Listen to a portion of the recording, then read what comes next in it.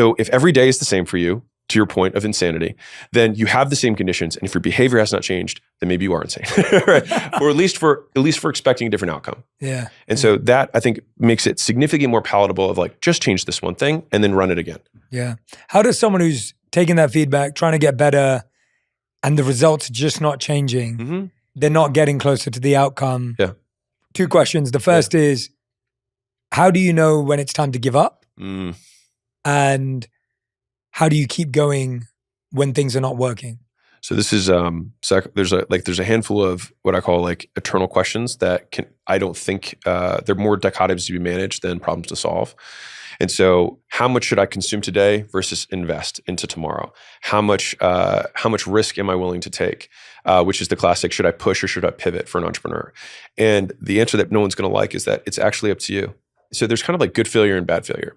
So good failure is like, I tried something and I saw that it didn't work and I realized what I need to do instead, and I'm going to iterate continuously. Bad failure is where I have an assumption that the world or the conditions were going to be this way, and my assumption was false.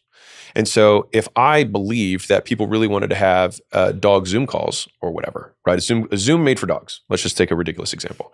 Well, then I would have to take a couple of need to believes of like, in order for this to be successful, these 4 things would have to be true. If I find out after starting some iterations that one of my 3 or 4 assumptions that underpin this being successful long-term is not true, then I should not keep trying to pursue this. And that is where I would say we need to pivot. In a situation where none of the conditions none of the need to beliefs have changed, all of those conditions are still the same, and it's a deficiency in skill, then that is where I would push. Now, how long will it take is going to be completely predicated on how quickly you can learn and the quality of that feedback. And so to your point, I think you said coach, community, and what was the other one? Commitment. Commitment. Like some sort of consistency. Yes. And so the commitment part, if you want to increase your commitment in anything, so I define commitment by the elimination of alternatives. Right, so marriage is the ultimate commitment. You eliminate all alternatives, right? And so it's like we want to get married to this opportunity. We get married to this business. So we have to eliminate all alternatives, which means when your friend says, "Hey, I made 10 grand doing this thing," you say, "That's amazing. I don't know anything about that, and I know 2 months of suffering from this one, and I'm going to start at 0 there. So I'd rather be 2 months in on this one." But with that push or pivot, we have to just take things to the natural extreme, which is how I like to do it, which is, okay, well, if I do this for 10 years and I keep getting better, do I think it's likely that I'll succeed? And the answer is usually yes. And so it's like, well, then I just need to keep paying down those iterations. And I think Naval said, it's not 10,000 hours, it's 10,000 iterations. And I tend to believe that. Mm-hmm. Your new book's called $100 Million Money Models. Yeah. It's like, I think there'll be people listening who are like, I just want to make 100K a year. Yeah. There'll be people saying, I want to make 100K a month. And then there'll be people saying, we want to make $100 million business. What's the difference at each of those levels? Mm-hmm. And what are you sharing here that you haven't shared in the $100 million series before? So I'll take those questions one at a time. Yeah, so I'll start with the second question, which is what's different about this book? So offers answered the question, what do I sell? And so is an offer so good, people feel stupid saying no. So basically broke down the components of an offer. So we gave a little example of one, 5 hours for free. It's a very simple offer, right? But there are offers that you can include guarantees, you can include scarcity, you can include urgency, you can include bonuses. And then the actual core value of itself, there's a way to increase the value of anything. So we use something called the value equation, which is probably the most known framework I have, which is there's 4, people say like, create value. But when you say, how do I operationalize that? If I say to a 5-year-old, create value, they're like, I don't know what that means. And so how do we break that down to behaviors? So one is that some dream outcomes are going to be more valuable to somebody than something else. So if I go to a guy and say, hey, I can make you rich, or I say, hey, I can make you good looking, most men in general will say, I'd rather be rich. If you go to women, it flips the other way. But for them, that means that the outcome itself is going to be, some outcomes are worth more than others. That's one element of value. The second element of value is perceived likelihood of achievement. How risky is it? How likely is it to occur?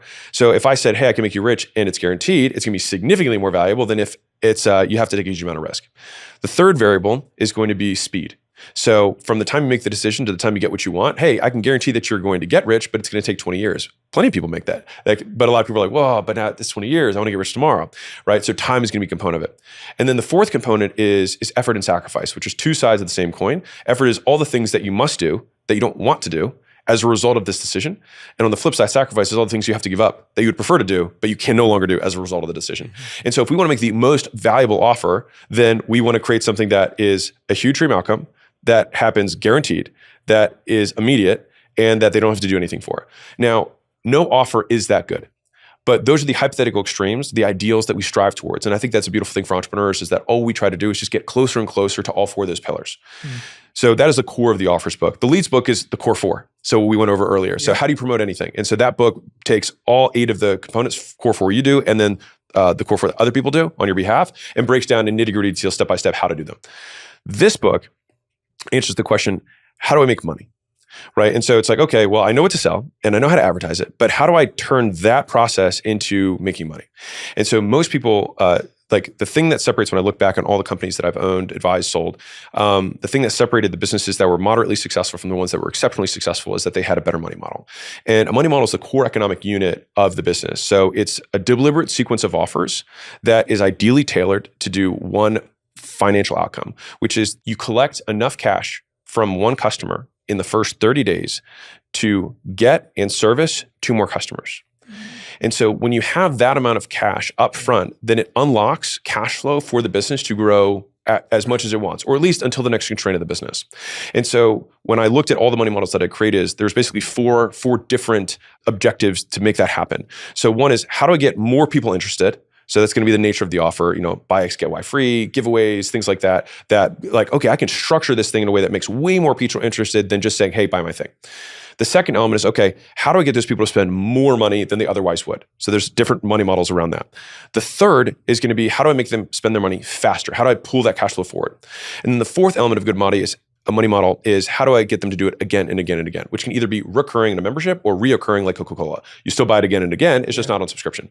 And so if you have all 4 of those things, then you have a business that can create tons and tons of demand, get lots and lots of money up front, and get people to buy again and again, which then creates stability and cash flow for the business long term.